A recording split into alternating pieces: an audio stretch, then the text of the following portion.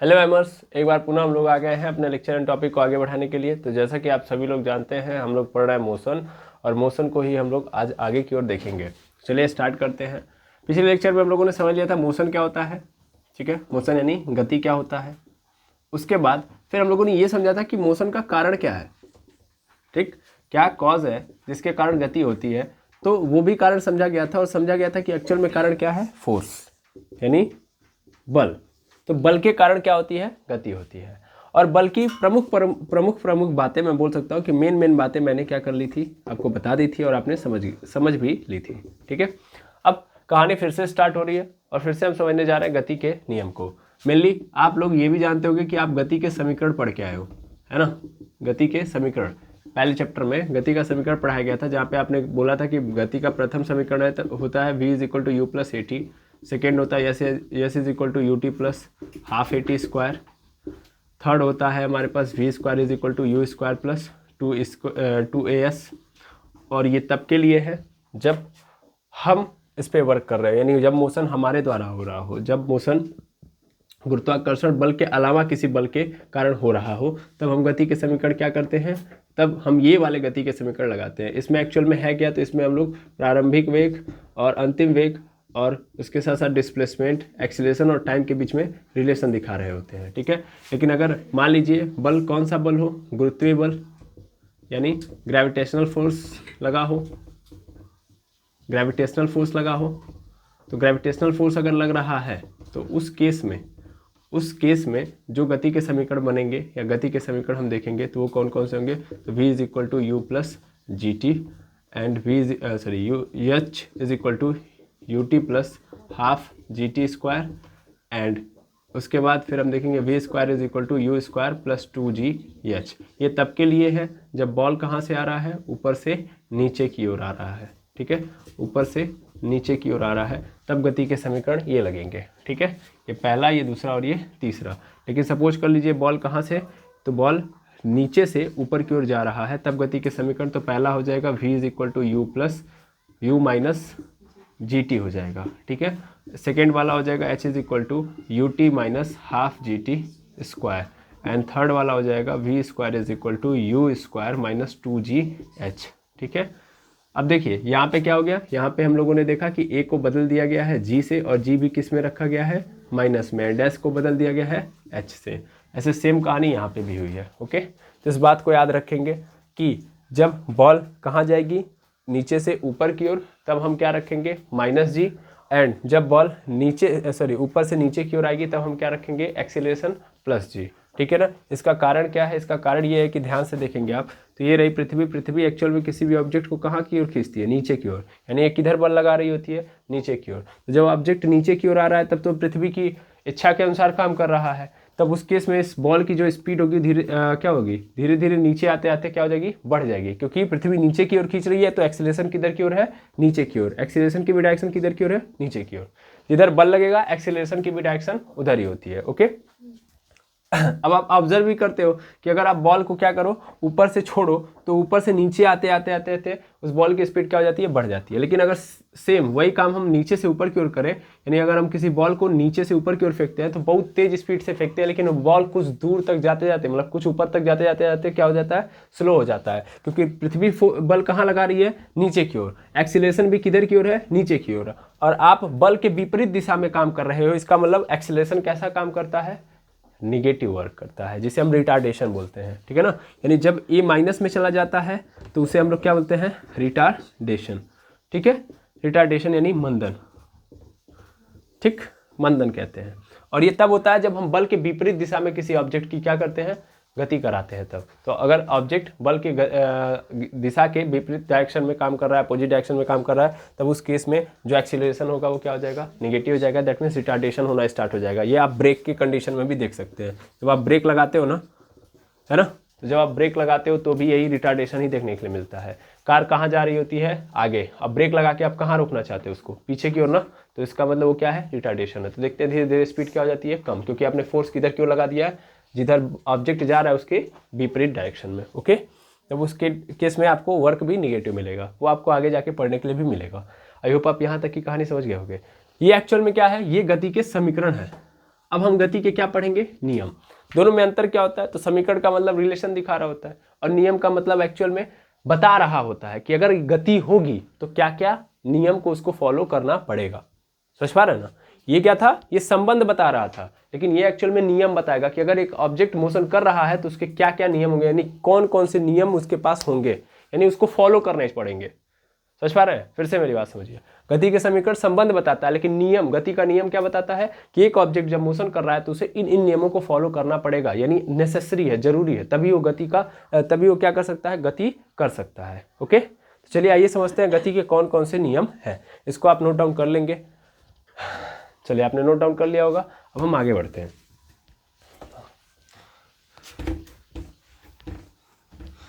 तो गति के यहाँ पे नियम भी कितने हैं, 3। गति के नियम भी कितने हैं यहाँ पे, 3। ध्यान देंगे,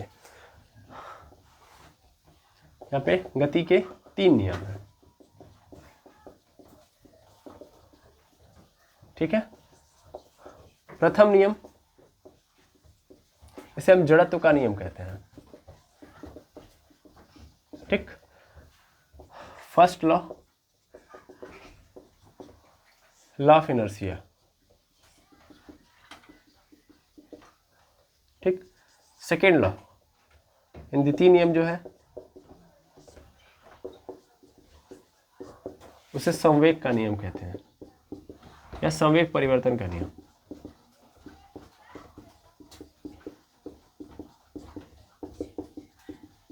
संवेग परिवर्तन का नियम, ठीक है, यानी second law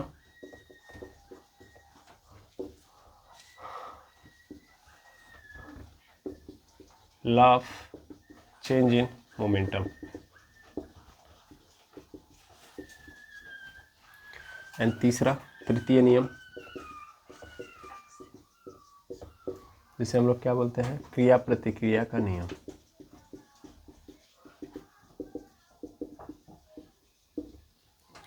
third law, action reaction law,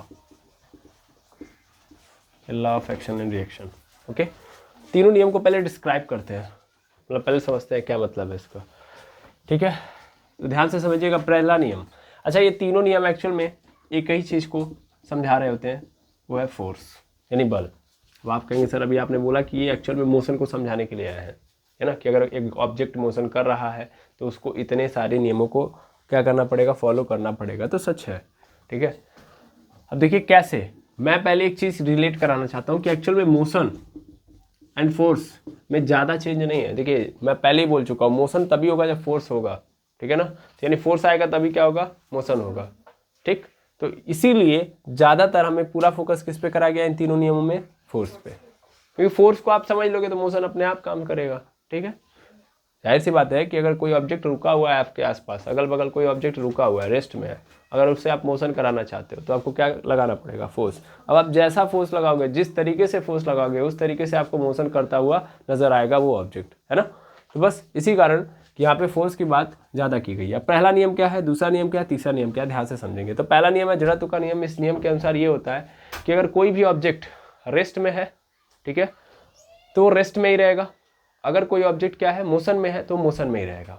दोनों कंडीशन समझिए। लॉ ऑफ इनर्शिया का मतलब, फिर से लॉ ऑफ इनर्शिया मतलब अगर कोई ऑब्जेक्ट किस में है, रेस्ट में है, तो रेस्ट में रहेगा। मोशन कर रहा है तो मोशन कर रहा होगा, जब तक कि उसके ऊपर कोई फोर्स ना लगे। ठीक है, तो ये मोशन का पहला नियम है और ये बहुत इंपॉर्टेंट है कि अगर आपने किसी ऑब्जेक्ट को फेंका, वो मोशन कर रहा है तो जीवन भर मोशन करेगा, जीवन पर्यंत मोशन करेगा, जब तक कि उस पर कोई एक्सटर्नल फोर्स ना लगे, जब तक कि उसके ऊपर कोई बाहर से बल ना लगाए।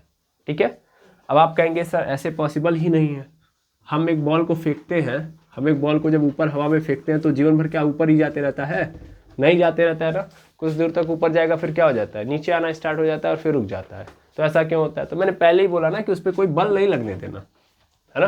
पृथ्वी पे आप किसी भी प्रकार का गति कराइए, बल तो 100% लगने वाला है।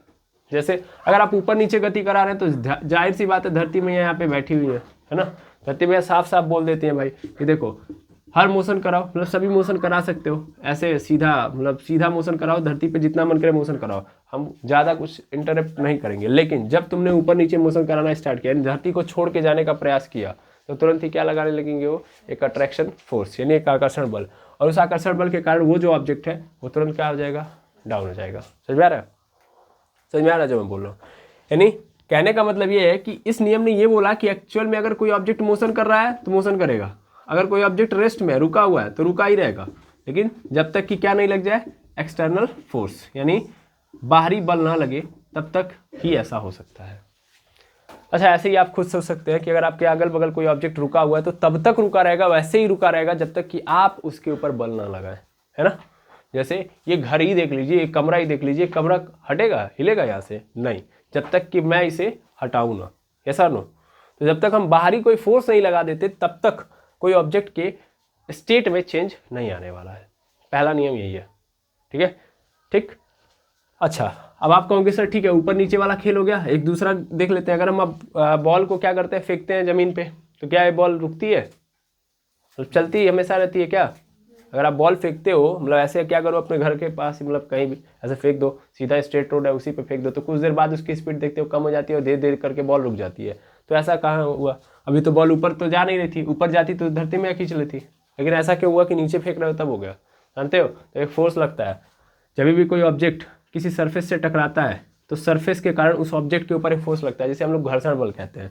अरे घिसराता है ना, वो जिस पे भी जा रहा है उस पर घिसरा रहा है, घिसरा रहा है, तो उस पर कौन सा बल लग रहा है? घर्षण बल। तो घर्षण बल क्या करता है? घर्षण बल, मान लो ऑब्जेक्ट कहाँ भाग रहा है, आगे की ओर, तो घर्षण बल उसको कहाँ खींच के कर देता है? पीछे की ओर। समझ में आ रहा है? यानी जिधर ऑब्जेक्ट जा रहा है उसके अपोजिट डायरेक्शन में क्या कौन काम कर रहा होता है? घर्षण बल। तो घर्षण बल उसकी गति को क्या कर देगा? कम कर देगा, धीरे धीरे ऑब्जेक्ट फिर रुक जाएगा।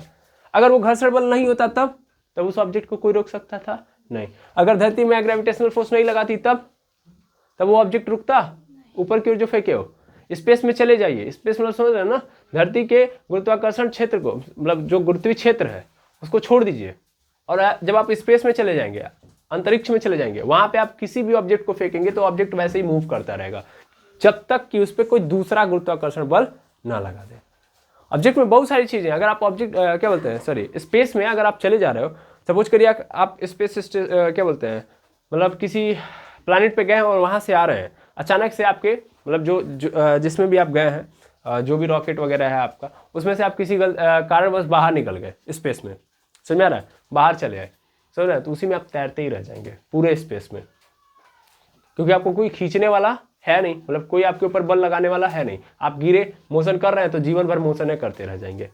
ठीक है, समझिएगा ध्यान से, इस बात को, मेरी बात को नोट करके रखिएगा। ऐसा नहीं है कि इसका सही में कोई मतलब नहीं, क्योंकि इस नियम को बनाया गया है तो सच में ये एप्लीकेबल है, बट धरती पे हमको इसका कोई रियलिस्टिक यूज नजर नहीं आता है कि हम मोशन करा रहे हैं तो ऑब्जेक्ट मोशन ही कर रहा है ना?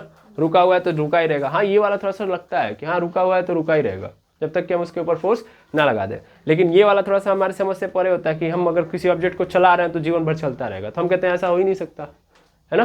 कुछ देर बाद रुक जाता है। तो इसका कारण क्या है कि कोई ना कोई फोर्स होता है, लेकिन आप स्पेस में जाके वही एक्शन परफॉर्म करेंगे तो 100% आपको नजर आएगा कि सच है ये। ठीक है, तो प्रथम नियम समझ में आ गया, जिसमें ये बता दिया जाता है कि बल कितना इंपॉर्टेंट है, जिसमें ये बताया गया है कि एक्चुअल में अगर बल लगेगा तो ही स्टेट को चेंज किया जा सकता है। पहला नियम यह है। ठीक है, अब दूसरा नियम समझिएगा। दूसरा नियम इंपॉर्टेंट है। पहला नियम समझ में आ गया, समझने के ऊपर है, बाकी तो आपको लिखा हुआ कहीं से भी मिल जाएगा। ठीक है, तो द्वितीय नियम, जिसे हम लोग संवेग परिवर्तन का नियम कहते हैं, इसमें सबसे इंपॉर्टेंट वर्ड है संवेग। संवेग क्या होता है, चलिए इसको पहले देख के फिर हम आगे बढ़ेंगे। एक्चुअल में सेकेंड लॉ जो होता है, पहला लॉ तो एक्चुअल में हमें क्या करा रहा है, हमें एक्चुअल में क्वालिटी बता रहा है फोर्स की। अच्छा, इसे क्वालिटेटिव डेफिनेशन भी बोलते हैं। ये क्या बताता है? क्वालिटी बताता है ना, क्वालिटी ऑफ फोर्स। देखो फोर्स कितना, फोर्स का ये गुण बता रहा है कि अगर फोर्स होगा तो ही चीजें बदल सकती हैं। और ये क्या बताता है? क्वांटिटी। क्या बताता है? क्वांटिटी। ये एक्चुअल में किसके बारे में बताता है? क्वांटिटी ऑफ फोर्स, कि कितना फोर्स लग सकता है। ठीक है, तो चलो ध्यान से समझना। एक ऑब्जेक्ट है, इसका मास कुछ ना कुछ होगा, मान लेता हूं कितना है, m है। ओके, और ये v स्पीड से क्या कर रहा है? गति कर रहा है। क्या कर रहा है, गति कर रहा है। m मास का ऑब्जेक्ट v स्पीड से क्या कर रहा है, गति कर रहा है। तो इस m मास के अंदर कितना मोशन कंटेंट है, m मास के अंदर कितना मोशन कंटेंट है, यही बताता है संवेग। यानी एक ऑब्जेक्ट है, इस ऑब्जेक्ट के अंदर कितना गति रखा गया है या कितना गति क्या है, समाहित है, उसे ही हम लोग क्या बोलते हैं, उसे ही हम लोग बोलते हैं संवेग। इंग्लिश में बोलते हैं momentum. Momentum is equal to mass into velocity, ठीक है, मास इंटू वेलोसिटी। इंग्लिश में से इसे मोमेंटम को p से रिप्रेजेंट करते हैं, मास को m से एंड वेलोसिटी को v से। ओके, तो m मास का ऑब्जेक्ट है, v स्पीड से चल रहा है, तो मोमेंटम क्या बताता है कि एक ऑब्जेक्ट के अंदर कितना मास कितना मोशन कंटेंट है। कंटेंट का मतलब कितना मोशन इसके अंदर समाहित है। आइए समझ में। या आप ऐसे भी बोल सकते हो कि इसके अंदर कितना, इसने अपने अंदर कितना मोशन को रखा हुआ है, वो कौन बताता है, संवेग। ठीक है, तो कोई भी ऑब्जेक्ट है अगर वो गति कर रहा है तो उसके अंदर जाहिर सी बात है मास तो होगा ही होगा, और उसके अंदर गति है तभी तो जा रहा है, यानी अंदर गति होगी तभी तो भाग रहा है आगे, है ना। अब इस चीज़ को आप फील कर सकते हो, इस चीज़ को आप फील कर सकते हो। सबके पास मास कंटेंट करने की शक्ति अलग अलग होती है ना। जैसे यहाँ पे समझो, इसका मतलब ये नहीं कि वेलोसिटी ज़्यादा है तो इसका मतलब उसके अंदर मास ज़्यादा कंटेंट है। किसी के पास क्या है मतलब कम वेलोसिटी है तो इसका मतलब कम मास कंटेंट है। इस दोनों को समझ के रखना पड़ेगा। यानी किसी ऑब्जेक्ट का मास और किसी ऑब्जेक्ट की वेलोसिटी दोनों एक साथ लेके आओगे तब बता सकते हैं संवेग। संवेग मतलब किसी ऑब्जेक्ट के पास कितना मास कंटेंट है या कितना मास सुरक्षित है, या मैं बोल सकता हूँ समाहित है। समझ में आ रहा है ना, उसके अंदर कितना मास कह रहा हूँ मैं बार बार, वेलोसिटी या मोशन बोल सकता हूँ। तो कितना मोशन उसके अंदर है वो कैसे पता करते हो, संवेग के द्वारा। अब जैसे एग्जांपल के लिए समझो, एग्जांपल के लिए जैसे मान लो एक ऑब्जेक्ट है, ऑब्जेक्ट छोड़ो, मैं एक सीधी सीधी बात बताता हूँ। मान लो एक ट्रक है, ठीक है ना, ये ट्रक है, ये ट्रक ऐसे ही खड़ा हुआ है, ठीक है, ये ट्रक ऐसे ही खड़ा है, बस ट्रक इसको समझ लो। इस ट्रक का मास कुछ नहीं होगा, तभी भी कितना होगा, 1-8 टन होगा। ऐसे जस्ट एग्जांपल के लिए बोल दे रहा हूँ। अभी ये किस में है, रेस्ट में है, अभी किस में है, रेस्ट में है, चुपचाप ऐसे खड़ा है। ओके, तुम भाई, ये रहे तुम्हारा द्रव्यमान 500 ग्राम होगा, ठीक है, 500 ग्राम नहीं होगा, वैसे इन जनरली बता रहा हूँ। अब तुम आ रहे हो भैया 40 मीटर पर सेकंड की स्पीड से। 40 मीटर पर सेकंड की स्पीड समझ रहे हो कितना हैवी स्पीड है, 40 मीटर पर सेकंड बहुत तेज स्पीड है। इतनी स्पीड में, चलो 400 मीटर पर सेकंड की स्पीड से बुला देता हूँ तुमको, ठीक है। अब आ रहे हो और तुम डायरेक्ट ट्रक के ऊपर क्या कर रहे हो, झटका मार रहे हो, तो ट्रक कितना पीछे जाएगा, ट्रक कितना पीछे जाएगा, ट्रक के ऊपर कितना इफेक्ट पड़ेगा, ट्रक के ऊपर बहुत ज़्यादा इफेक्ट नहीं पड़ेगा, है ना। जो इफेक्ट पड़ेगा हमारे बॉडी के ऊपर पड़ेगा, ठीक।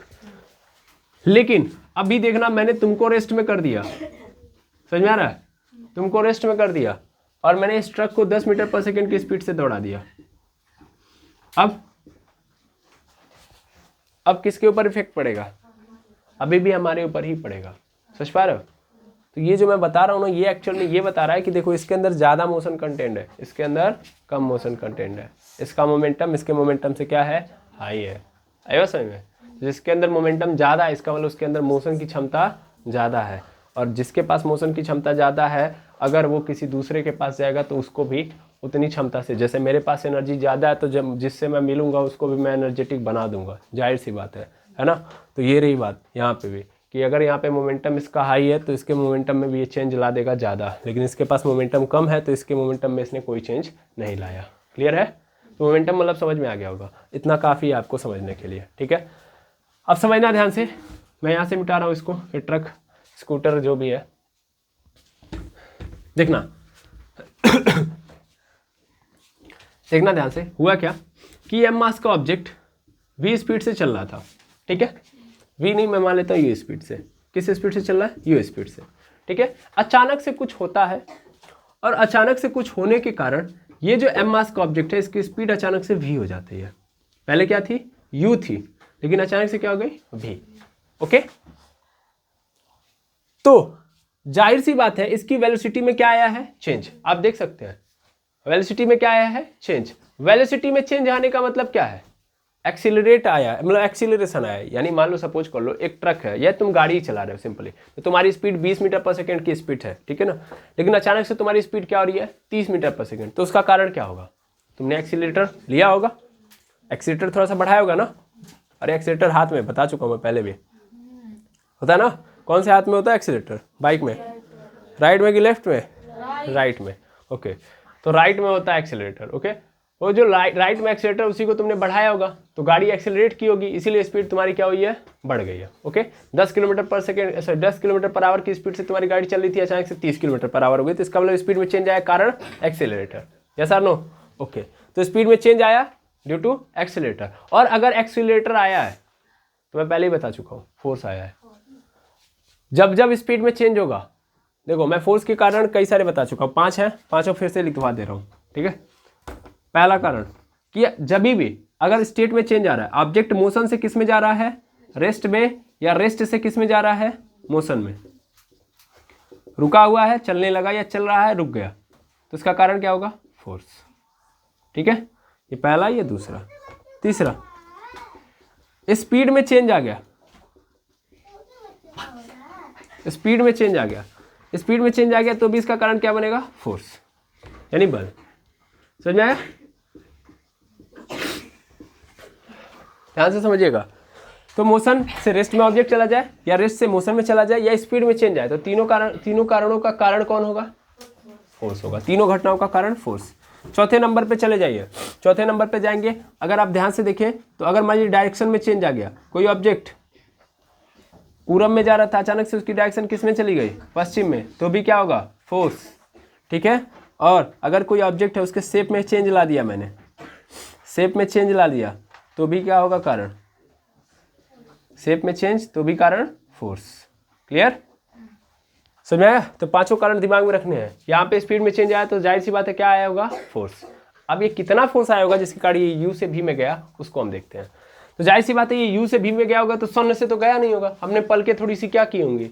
डाउन की, मतलब एक बार हमने झपकी ली होगी, अचानक से स्पीड खत्म, मतलब बढ़ गई, है ना? ऐसा तो होगा नहीं, ऐसा तो पिक्चरों में होता है ना?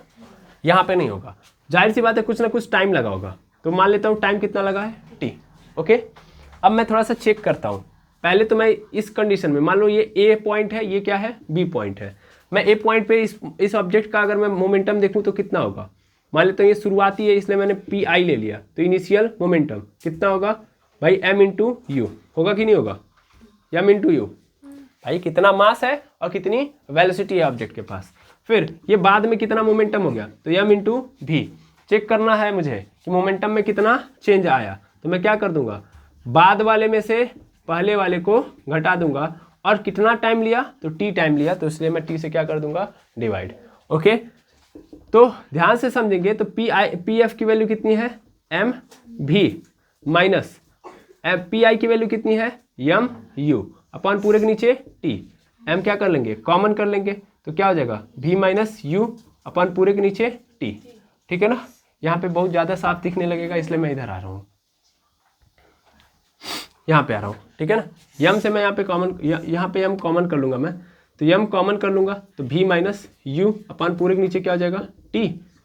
ठीक है, और देखो v minus you upon T को हम क्या बोलते हैं? एक्सीलरेशन। आया समझ में? तो इसका मतलब यहाँ पे क्या हो जाएगा? यम ए, और एक्चुअल में यही क्या है? फोर्स है। आया समझ में? ये क्या आपने निकाल दिया गलती से? फोर्स। तो यम फोर्स इज इक्वल टू क्या होता है? यम इंटू ए। ठीक है, यानी संवेग में परिवर्तन अगर कर रहे हैं किसी ऑब्जेक्ट के, मोमेंटम में यदि मैंने चेंज कर दिया तो क्या पैदा हो जाएगा? बल। कारण क्या होगा? बल। कितना बल लगेगा? तो m इंटू ए। क्लियर है?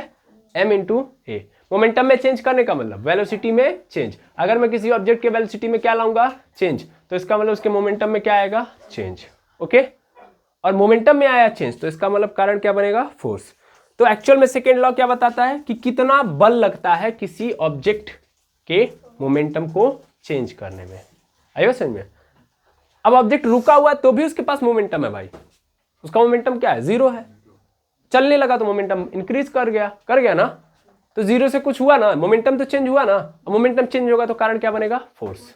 यानी ऑब्जेक्ट रेस्ट से मोशन में जा रहा है तो भी फोर्स, मोशन से रेस्ट में जा रहा है तो भी फोर्स, क्योंकि मोमेंटम क्या हो रहा है? बदल रहा है। तो यहां पे ये बताया जा रहा है कि फोर्स जो पैदा हो रहा है एक्चुअल में मोमेंटम के चेंज होने से पैदा हो रहा है।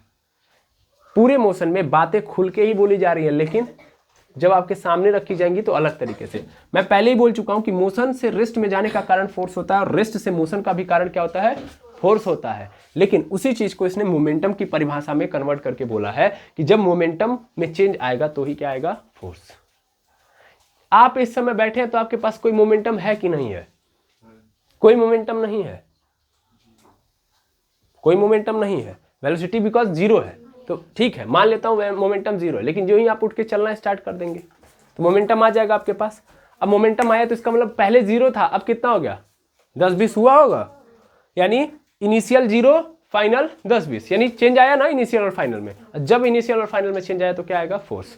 अब इतना डीप में समझा दिया भाई, बहुत है, फील आ गया होगा फोर्स का, ठीक है। तो second equation second law of motion ये हमको फील कराता है कि एक्चुअल में फोर्स क्या होता है, कितना फोर्स होता है, ठीक है। अब थर्ड इक्वेशन ऑफ मोशन पे आते हैं। थर्ड इक्वेशन ऑफ मोशन तो पूरे बच्चे जानते हैं, है ना, यहां तक समझ में आ गया। एक बार पॉज करेंगे, मैं इसको सिस्टमैटिक लिख दूं। चलिए देखिए, यहाँ पे मैंने सिस्टमैटिक वे में लिख दिया कि संवेग क्या होता है, कैसे फोर्स पैदा होता है संवेग से, तो आप देख सकते हैं, ठीक है। तो सेकेंड लॉ समझ में आ गया होगा, ओके। अब हम देखेंगे थर्ड लॉ। थर्ड लॉ क्या होता है, तो थर्ड लॉ बड़ा इंपॉर्टेंट लॉ है भाई, ठीक है ना, हमारे लिए, आपके लिए और दुनिया के लिए। वैसे तो तीनों लॉ बहुत इंपॉर्टेंट है। और एक अनोखी बात मैं आपको अभी बता देता हूँ कि एक्चुअल में ये तीनों के तीनों नियम किसके द्वारा दिए गए थे, तो न्यूटन साहब के द्वारा दिए गए थे। तो सर आइजैक न्यूटन ने इन्हें दिया हुआ है, तो थोड़ा सा इनके बारे में भी लिख लीजिए। सर आइजैक न्यूटन, ठीक है, सर आइजैक न्यूटन ने दिया था। इन्होंने एक बुक पब्लिश की थी, उस बुक के अंदर था द प्रिंसिपिया, ठीक है, the book of Principia, okay. Principia में इन्होंने ये पूरा पब्लिश किया हुआ है, जहाँ पे आपको देखने के लिए मिलेगा।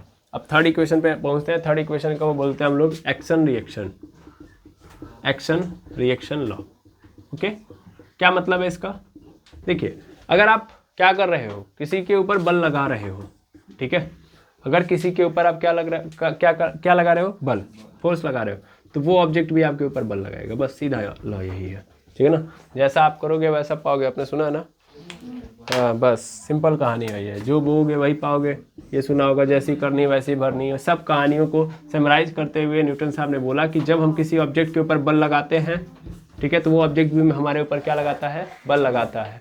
और इसी को हम लोग क्या बोलते हैं, क्रिया प्रतिक्रिया का नियम। जैसे अगर आप मान लीजिए मैं ही हूँ, सपोज करिए, और मैं इस पे आके मार रहा हूँ, ठीक है, तो मारने से इस बोर्ड के ऊपर मूवमेंट हो रही है, मतलब सीधा समझ सकते हैं कि मैंने इसके ऊपर बल लगाया, तो बल लगाने से इसके अंदर चेंज हुआ, थोड़ा बहुत हिला डुला ना। या चोट के माध्यम से बात की जाए तो मैंने इसको मारा तो इसके ऊपर चोट लगा, चोट लगा, तो जब मैं मार रहा हूँ तो मुझे भी चोट लग रहा है, और जितना चोट मैं इसको प्रोवाइड करा पा रहा हूँ उतना ही चोट ये मुझे दे रहा है। हाँ, ये बात अलग है कि ये थोड़ा ज़्यादा चोटिल हो रहा है और मैं कम चोटिल हो रहा हूँ। जैसे आप समझ सकते हैं कि एक छोटा बच्चा है, ठीक है, छोटा बच्चा, वो छोटा बच्चा अगर किसी बड़े बच्चे को मार रहा है, ठीक है, तो वो उसके पास जितनी पावर है उस पावर से वो मारेगा उसको, जितनी पावर है उसके पास उसको मारेगा। उस पावर से जब मारेगा तो उसको चोट लगेगा, मतलब जो व्यक्ति है उसको चोट लगेगा, है ना। लेकिन उसके साथ साथ जब वो मारेगा तो उसको भी चोट लगेगा, जो बच्चा मार रहा है, लेकिन उसे थोड़ा सा कम लगेगा क्योंकि उसने पावर ही कम जनरेट की है।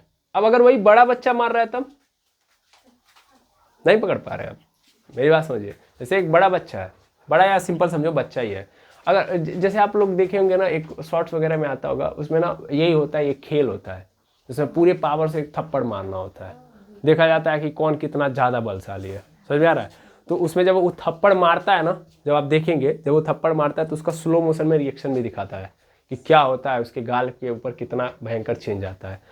जो सह पाता है वो तो वहीं पे टिके रह जाता है, मतलब कितना भी भयंकर मारो उसका ये वाला पोर्शन वहीं पे रह जाएगा, है ना। और कितने लोग का दांत वात उखड़ के बाहर हो जाता है ना।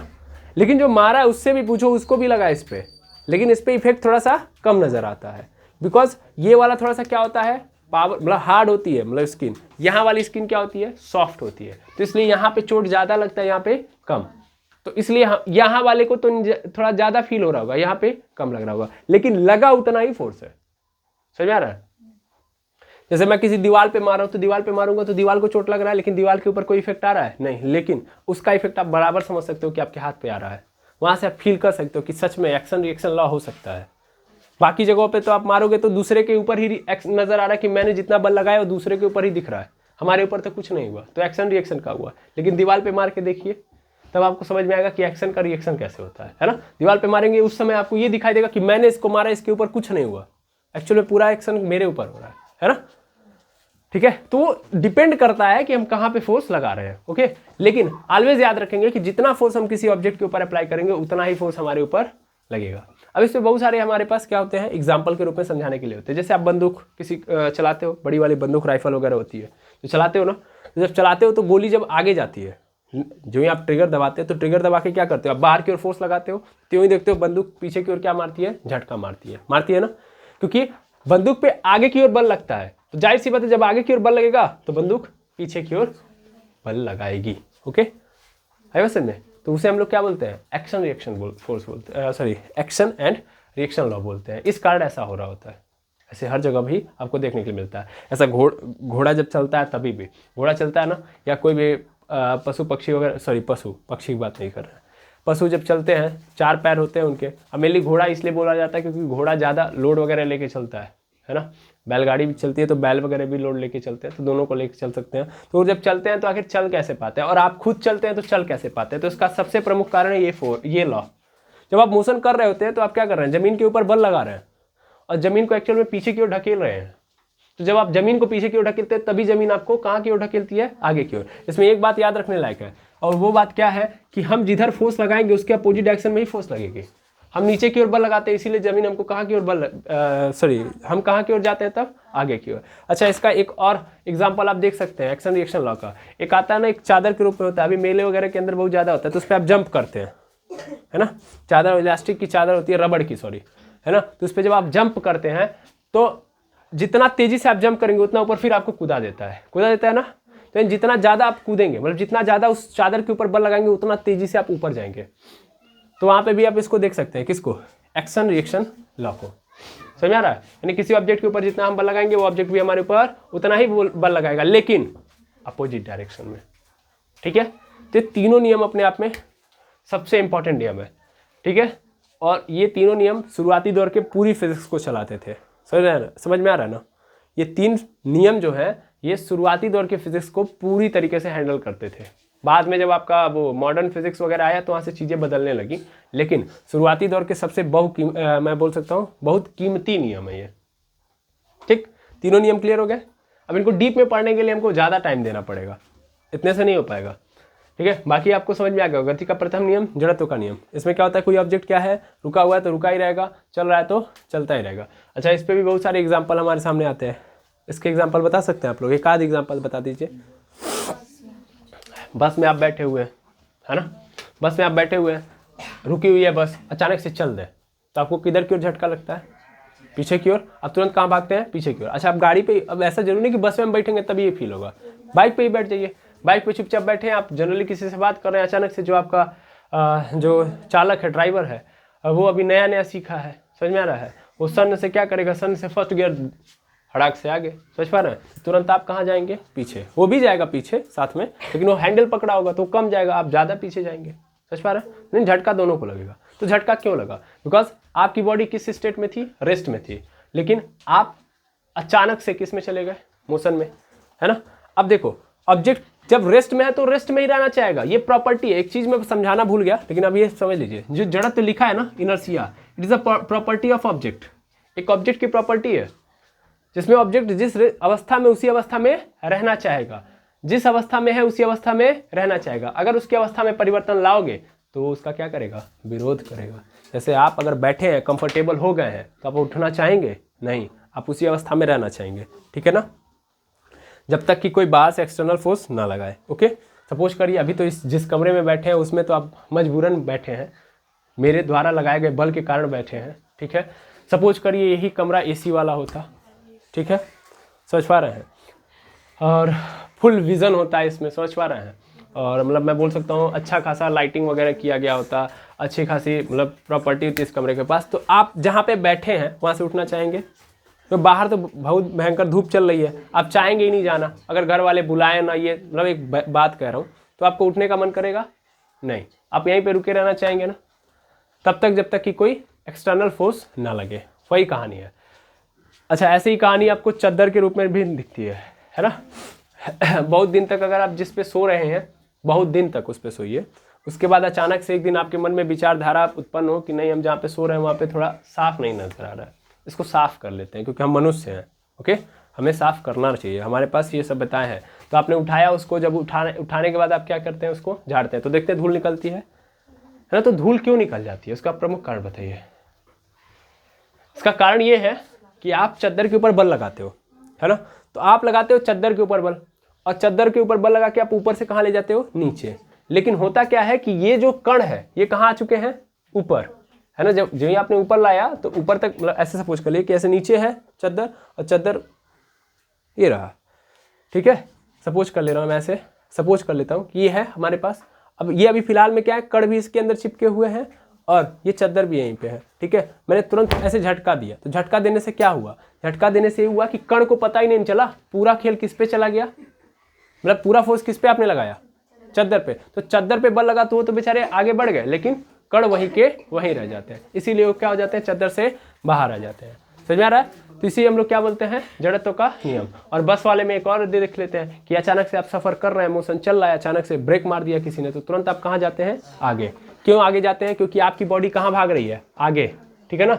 लेकिन अचानक से ब्रेक लगा तो फिर आप कहाँ भागेंगे, मतलब गाड़ी कहाँ भेज रही है आपको, पीछे, लेकिन आपकी बॉडी कहाँ रह गई, आगे। क्लियर है। तो आई होप इतना काफ़ी आपको समझने के लिए तीनों नियम, ठीक है। बाकी डीप में तो जब क्लासेस चलती हैं तो आपको डीप में पढ़ाया जाता है। तो आई होप आपको तीनों नियम क्लियर हो गए होंगे। इसी उम्मीद के साथ आज की क्लास को यहीं पे बंद करेंगे, मतलब समाप्त करेंगे। मिलेंगे नेक्स्ट क्लास में। Thank you very much एमर्स।